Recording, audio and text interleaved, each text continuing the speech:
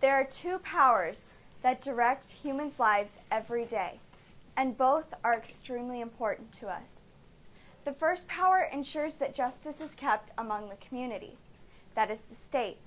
The state refers to a politically organized group of people usually occupying a definite territory. The other power provides us with accountability and communion within a spiritual environment. Now, in many other cultures and societies, the church and the state have often been united. However, in America, they've always been kept separate. And that is due to the establishment of our First Amendment. However, consider what would occur if the state favored one church in direct opposition of this First Amendment. What if a law was passed due to Jewish conviction that commanded that all American citizens must keep kosher? Not only would there be a small selection of clean meats, but all utensils and foods must be kept separate in order to keep kosher. Now, let's take this to the next degree. What if a law was passed due to Muslim conviction that allowed men to beat their wives if they were caught talking to any other man? There are many people who are so strongly convicted by their religious beliefs that they feel as if that the church and the state should be united. However, we must bring to our attention laws that already compromise the concept of America.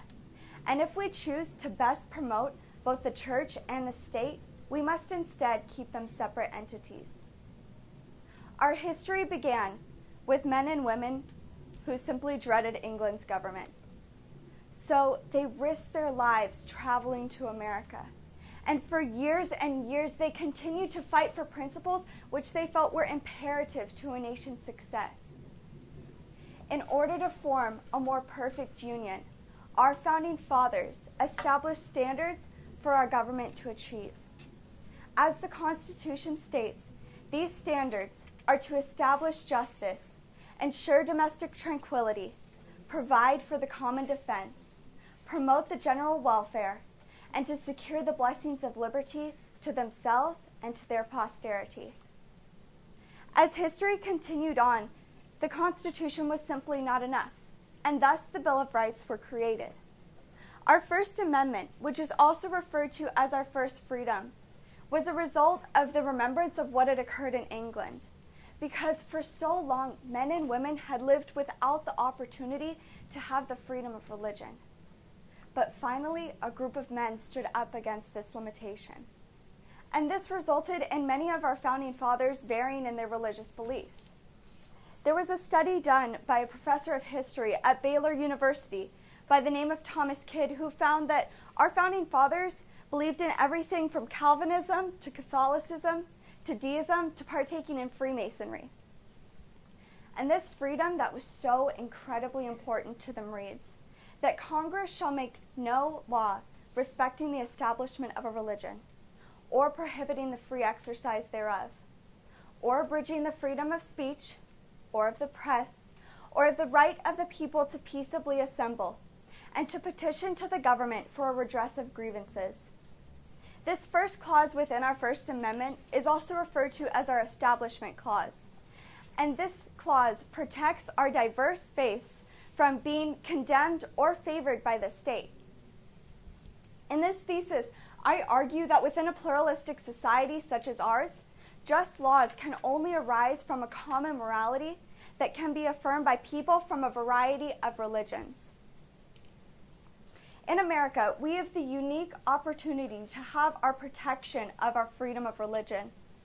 Currently, however, religion is bleeding into our legal system at city, state, and federal levels.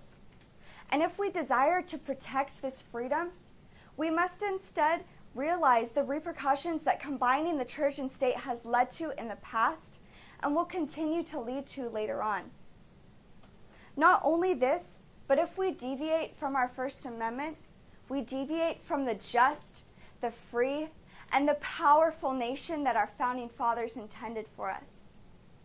We as Christians should be advocates for this freedom as well, for it allows us to choose to follow the Lord, rather than it being chosen for us. For these reasons, it seems necessary that a pluralistic stance must be taken in order to form laws that are just for all citizens. Combining the church and state rejects the idea of our first freedom. This form of law forces citizens to accept certain situations as sound, even if they are in total opposition of the ideal at hand. Not only that, but it will lead to a greater issue, law that is partial to some groups, but prejudiced to others.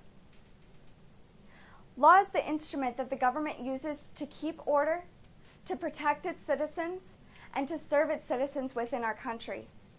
But how is law best formed, and how is it best executed? There are many different approaches and answers to these questions that leaders have asked themselves all throughout history. Our nation is unique in particular because we vary in our race, our religion, and our political ideals. Therefore, it follows that we have a numerous amount of worldviews and moralities. And if our government chooses to uphold the morality of one group, then it will eventually lead to the contradiction of another person's morality. We are a rare nation that has not only blossomed through many different immigrants, but we also have an orderly form of political parties. These parties strengthen us as a nation because we have a complex system of checks and balances, and we thrive on the enthusiasm poured out into these political campaigns and political goals. Now, there is no inherent favoritism towards one party over the next, for if there was, all would wreak havoc, because it is simply unjust that our government would choose to only listen to one party's side on a certain situation at hand. And there would be no room for logical opposition or appeals. Instead, we must listen to both sides of the discussion and then form a conclusion on a city, state, or federal issue. In light of this, certain American principles form to produce a common goal: America's success. Creating impartial law would mean building a foundation with which the majority of religions could affirm. Yet presenting all ideals in regards to morality may seem like a gateway to moral, legal, and religious discord. However, let me present to you all the idea of natural law. For the Lord has granted us with the discernment to differ right from wrong. And C.S. Lewis actually writes on this idea of natural law within his book called Mere Christianity. And it reads, "I know that the idea of the law of nature or decent behavior known to all men is unsound, because different civilizations in different ages have had quite different moralities. But this is simply not true. For while different ages and religions have had different moralities, there has been nothing to make a total difference. And if anyone were to take the time to compare the ancient teachings of, say, the Egyptians, Babylonians, Chinese, Hindus, Greeks, and Romans, what will really strike him is how alike they are to each other and to our own. This means that we can find similarities within each religion's morality. For example, Christianity, Judaism, and Islam all agree that murder is wrong. And creating a law against murder would correspond with natural law, since it encompasses the moralities of all of those three religions. However, we as Americans have abandoned this principle of natural law. And with the direction America is taking as of now, the following example could soon reign to be true. Consider an Islamic man living in the United States, and he desires to implement Sharia law. For Sharia law is his ultimate guide to life, and he feels as if it should be everyone else's guide to life as well. So he completes the necessary requirements to passing a law, and due to Congress disregarding the First Amendment, the first law in America is passed based off of Sharia law.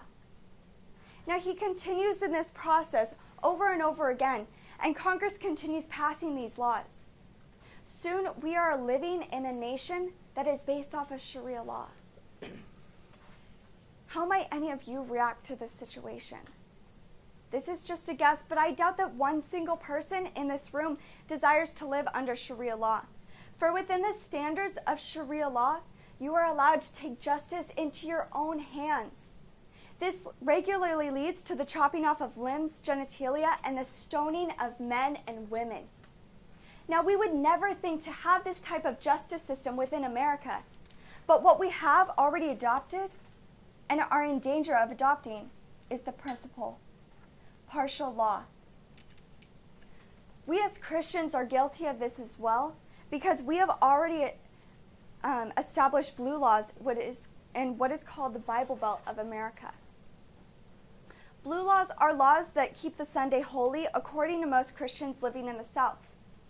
And these laws include not selling liquor on Sundays to most stores being closed on Sundays as well.